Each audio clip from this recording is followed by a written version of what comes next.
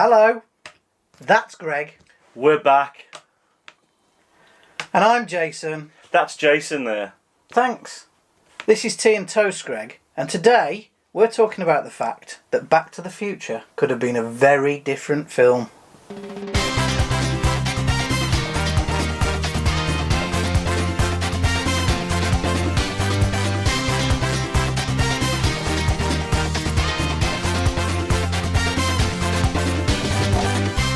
So, It's a bit early, isn't it? going straight in there, So.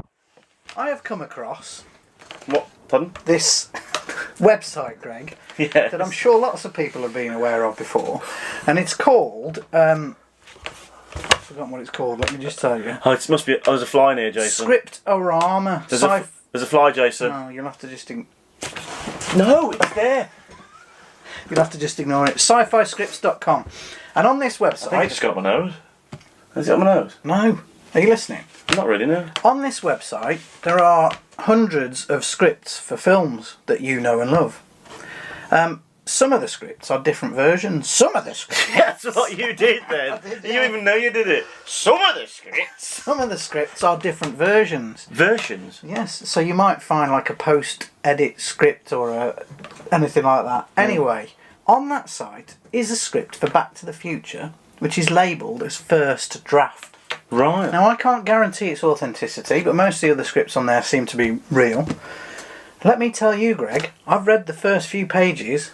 Back to the Future could have been a very different film. Well, can I ask a question about it? Yeah. Is it true they were going to use a fridge? Well, this is even before that idea. Oh. So we all know Freezer. about the fridge idea, that, you know, they were going to use a fridge as the time machine, but they Instead of the changed their car. mind because they thought kids would get in a fridge and get stuck and all of that. So they thought kids getting into a car and driving off would be much safer. Yeah. So anyway, this is even before all of that. This is the first ever draft of Back to the Future, and it's dated 24th of February 1981. Now, we might have to do a part 2 of this because I haven't read the whole script, but And maybe a part 3. maybe. The third one won't be worth watching though. But I was shocked, Greg, Were you? even by the first passage. Let me tell you something that's going to shock you. What do you mean passage? Passage of the script. Paragraph. So in the first draft of the script, the Doc was not called the Doc. He was called Professor Brown, and Marty called him Prof for short. Doesn't work, does it? Prof. It's not as good as Doc, is it?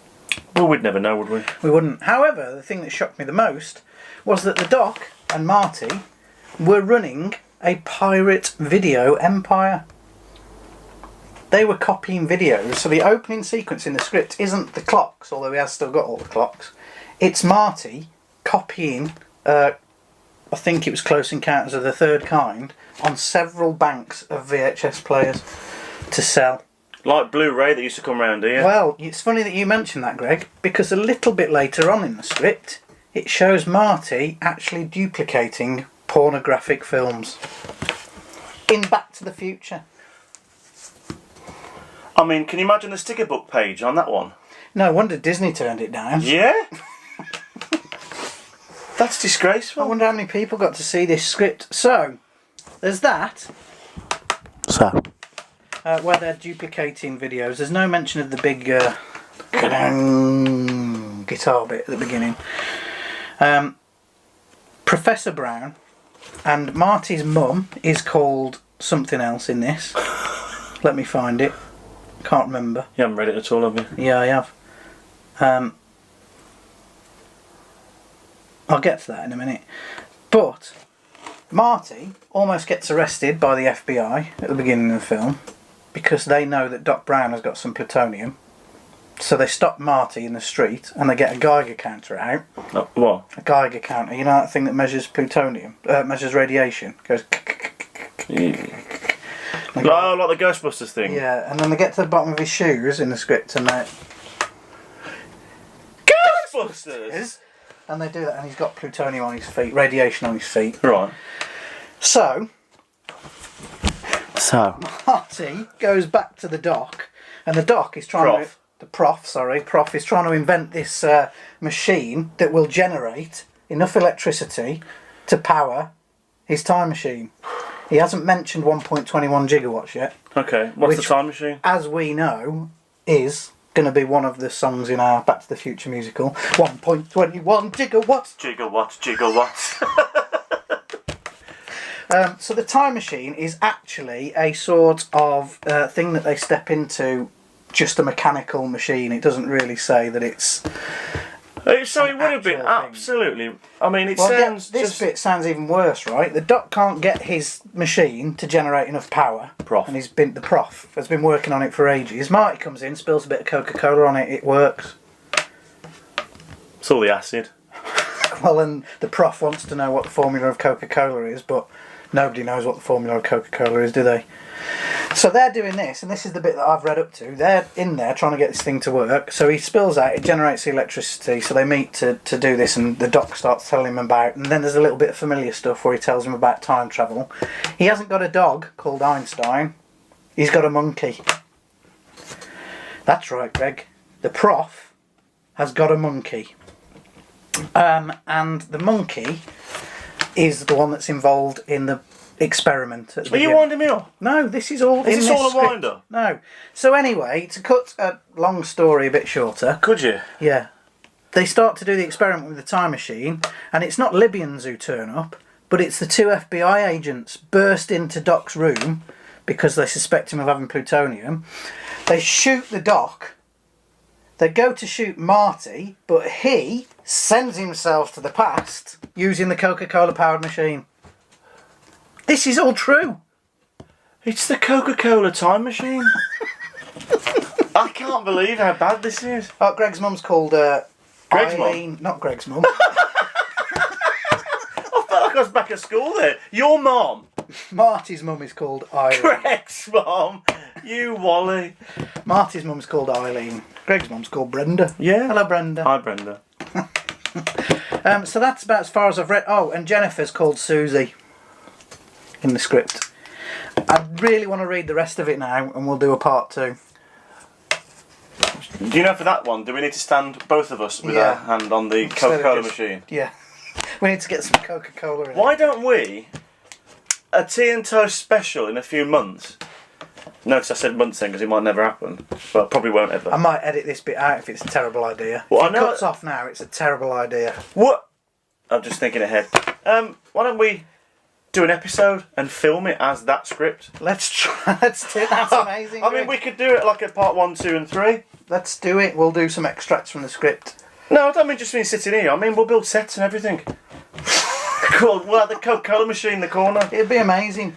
We It's could not just, gonna happen though, is it? yeah, we could use the Coca-Cola machine in one of the arcades and just pretend that. Right, so next time we'll be discussing the rest of this script when I've read it, and then after that we might possibly be recreating it. Soon to be released on DVD. The first draft of Back to the Future.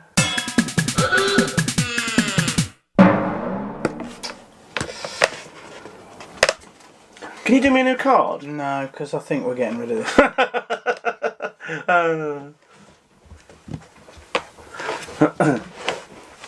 Don't look down, Jason, because I've used your iPad to find this one because it's on the card. So I'm pretending I don't know what the joke's going to be again, am I? Do you know the joke? Yeah. Do you? Oh, is that how you've been doing it then? So what you do is, you know the jokes are brilliant, you laugh before, and then when it comes to me reading them out, you pretend not to laugh when deep down you know it's funny. No. So do you know this joke's coming up? No. The one about... It might be the way that you tell it, Greg.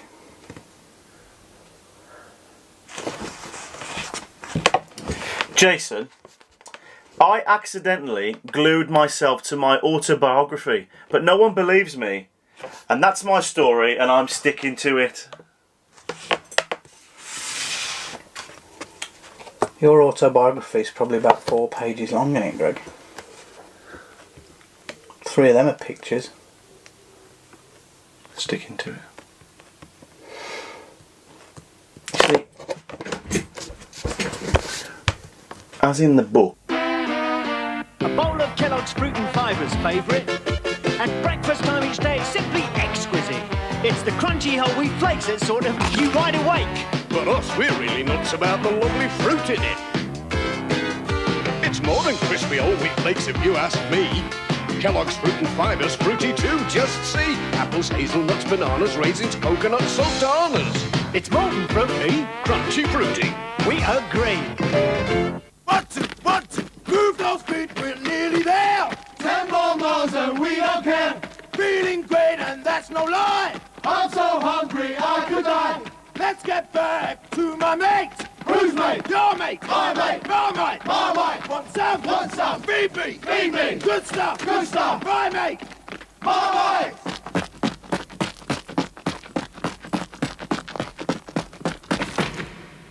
I took it down too early, didn't I? Yeah. I mean, I can still like show it though. That was last week's Wall of Fame. I can't get up because I've got shorts on again. It was Ned Wing, and it was a Rover something or other. Legs out, Jason. See my feet? They're a bit dirty. They're filthy. Been playing When's the football. last time you washed them? January. Alright. Anyway, we have a new Wall of Famer, Greg. don't So we? are we going to put this in the file now? Oh yeah, I remember this. I wonder if I've still got the sound effect. I mean, if the thing's still down there. Shall I put it in the file? Wait for it. 3, 2, 1. We have a new Wall of Famer, don't we, Greg? Wall of Famer, don't we, Greg? Wall of Famer, don't we, Greg? Here he is. This is Gaz Toole, who sent us this photo, and he says, loves the show. This is 1985, him in his favourite outfit. I'll put it on the screen, Greg, don't worry, it's fine. So I'm just doing this for nothing then? Yeah. I mean, are they even seeing me do this? No, the picture's over this right now. So, Gaz, you are our Wall of Famer, and you will be on the whole of next week's episode. Who's he dressed as? Batman. Oh, yeah. You can see a little video recorder in the background there. It's obviously Christmas, cards hung up on the fireplace. Is that brick or the old paper? Well, who knows? It's probably faux brick, isn't it? Let us know, Gaz. What's faux brick? False. That's French for false. Like faux leather. You ever heard that phrase before? Yeah. Faux brick. Faux coat. I'll just put this in there. Yeah, if you could. There we go. So he's our... Please do not forget to like, comment, subscribe and share on our videos. We are going to be doing so much more soon. Say this every week, Greg, and then we miss a week. Well, that was your fault, wasn't it? No. Can you say, don't forget to like, comment, subscribe and share? I can, yeah. Don't forget to like, comment, subscribe and share. Thanks. If you would like a chance to be on the Wall of Fame, or if you just want to say hello or send us a picture, not those kind of pictures. We've got loads Send of it- pictures we're going to put on there, haven't we? Yeah, well, not loads, but we've got quite a few. 2. Send it to tnt@totgoo.com. That's tnut@totgoo.com. It doesn't have to be in capitals. No, it does not. I'm a bit annoyed I did that because your hair's really greasy today. And that's just... I mean, look at the grease marks. It's not grease, Greg, it's sweat. You know what it is in here? I'm here! Of course I do! It's about 500 degrees. Isn't it weird because, you know, just a couple of weeks ago when Freezing? it was freezing in With here. the fire on and everything. We had the fire on. Wait till your mum gets the electricity bill. I mean, till we get the electricity bill for the studio. That's twice you mentioned my mum in this episode. I know. She's lovely, isn't she? Yeah. Shall we go? Yeah, let's. We'll see you again next time on Tea and Toast. That was very... We'll see you again next time here on Tea and Toast.